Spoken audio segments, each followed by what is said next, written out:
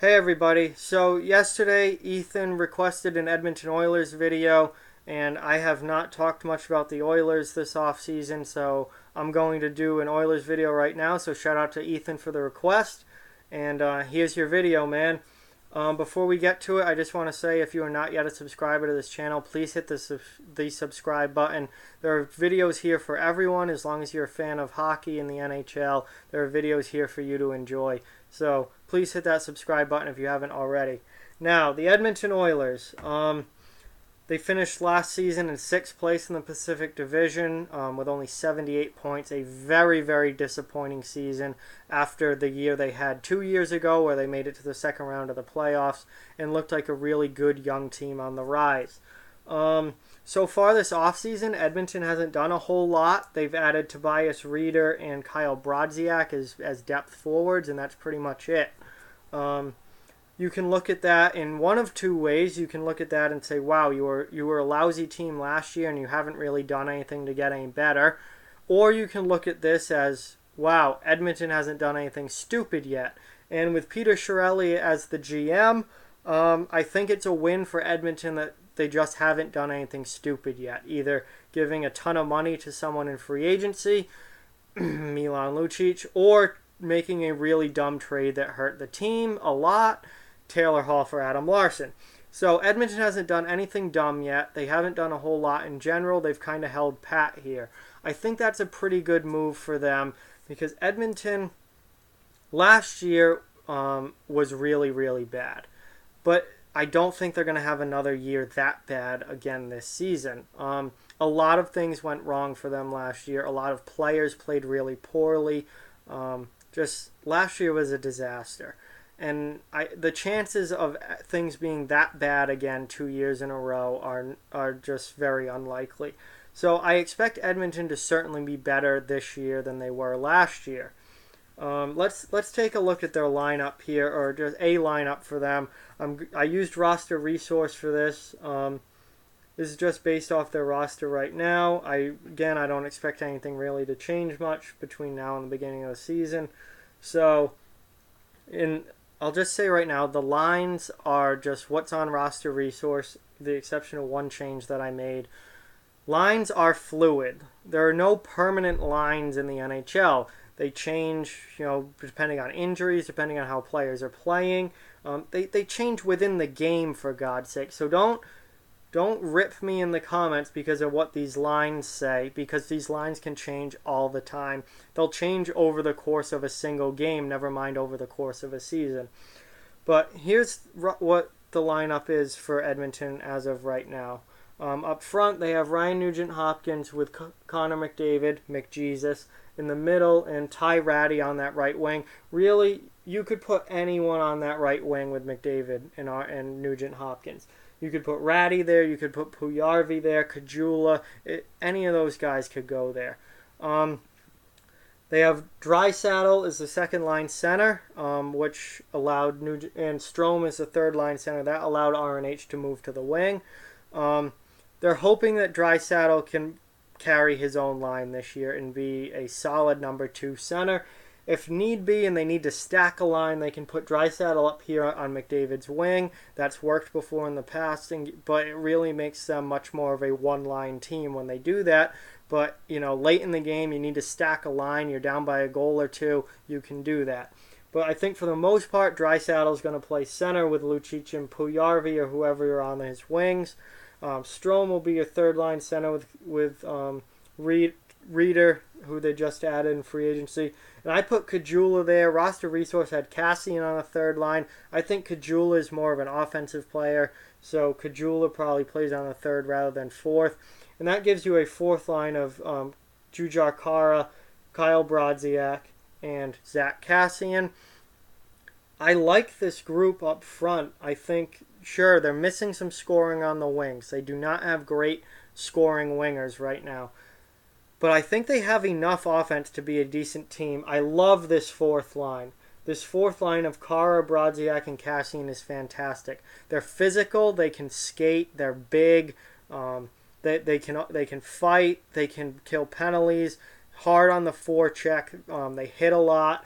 And they can give you some offense too. Card came onto the scene last year as a very good bottom six winger. Cassian is a veteran at this point, and he's been good throughout his career. And Kyle Brodziak is really a veteran at this point, and he's been a solid fourth liner everywhere he's gone. I really like this fourth line. I think they can give you secondary scoring and great forecheck and physical fourth line play. Up front, overall, I think the Edmonton's forward group is in pretty good shape. They're fine at that area. Now here's where the problems really start to kick in. The defense. Darnell Nurse is a great young defenseman. I like him a lot. Then you have Larson, who's a career underachiever, an older Andre Sekera, Chris Russell, who is he's a solid bottom pair defenseman. He's fine in that role, but when he's in your second pair, I think you're in trouble on the back end. And then you have Clefbaum and Benning. Benning is like barely even an NHLer. Certainly better suited as a seventh guy. Having him in your top six, I think, is a bit of an issue. Then in goal, they have obviously Cam Talbot, who had a very poor year last year, and I think he's going to be better this season. And then some new Finnish backup goaltender from the KHL, Mikko Koskinen. I don't know anything about him. I have no idea how he's going to be as a backup goaltender. Then you have some extra forwards in Kyler Yamamoto and Pontus Aberg, and then Kevin Gravel is your seventh defenseman. Roster Resource has Yamamoto as an extra player. If Yamamoto makes the team, which I think he will, and he should, given his talent level and the way that he tore it up in junior last year, he should not be an extra forward. He should be in the lineup. You can't bring this kid in and then just sit him in the press box every night. He should be in the lineup on a regular basis. So I would put him somewhere in this lineup. I don't know who you would take out. If you want to take out Cassian, Kara, Kajula, Ratty, whoever you want to take out, someone has to go out and have Kyler play. Because if he's going to play on the team and make the team, then he needs to be in the lineup. And he's a very good offensive player. I think he has the potential to bring a lot of points to this team, not only just next year, but throughout his career. I think he's a very highly skilled prospect. So the issues with this team largely are on defense in the back end.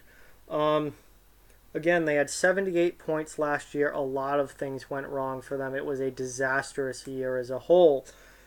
I don't expect that bad of a year again. They finished sixth in the division. I think next season, I'm not doing predictions yet. It's way too early for that. I think next year they could finish anywhere between third in the Pacific and, again, sixth in the Pacific. I think Vancouver and Arizona are your clear bottom two teams in that division. And then I think it's kind of a dogfight from there. I think you have Arizona and Vancouver on the bottom. You have Vegas and San Jose on the top. And all those teams in between, it's going to be a dogfight between all of them. I don't expect Edmonton to be as bad as they were last year. I expect Calgary also to be better than they were last year. I expect Anaheim to be worse than they were last year. I think Anaheim is a team on the decline. So, I don't know how everything's going to shake out, how injuries are going to shake out, how the season's going to go, anything like that. But I think Edmonton could finish as high as third in that division and be a playoff team again. I think they could easily be a wild card team, or I think they could finish sixth again and miss the playoffs again. And even though they would probably end up with more than 78 points, still not jump that anywhere in the standings. There's a lot of potential with this team, and there's also a lot of problems with this team. I think it's going to come down to which side of this team shows up more. Do the problems show up, or does the potential show up? And that's largely going to decide where they finish in the standings next year. So that's the Edmonton Oilers. Disastrous year last year. I expect better this season. Certainly not a lock to make the playoffs, not even close, but also certainly have a chance to make the playoffs. It's not like their season's over before it even begins. They need better depth scoring up front. They need much better play from their defensemen, and Cam Talbot needs to be better in goal. If they can get a little bit better in all those areas, I think they could certainly at least jump to a wild card team and make the playoffs again.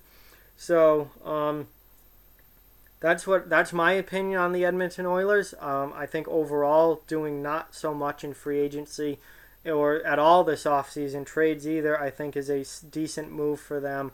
I think it's better than doing something stupid, which they tend to do a lot of and have done in the past. So we'll see what they do next season. Thank you guys for watching. Let me know what you guys think about the Oilers in the comments below. Do you think that they make the playoffs next year? Do you think they don't?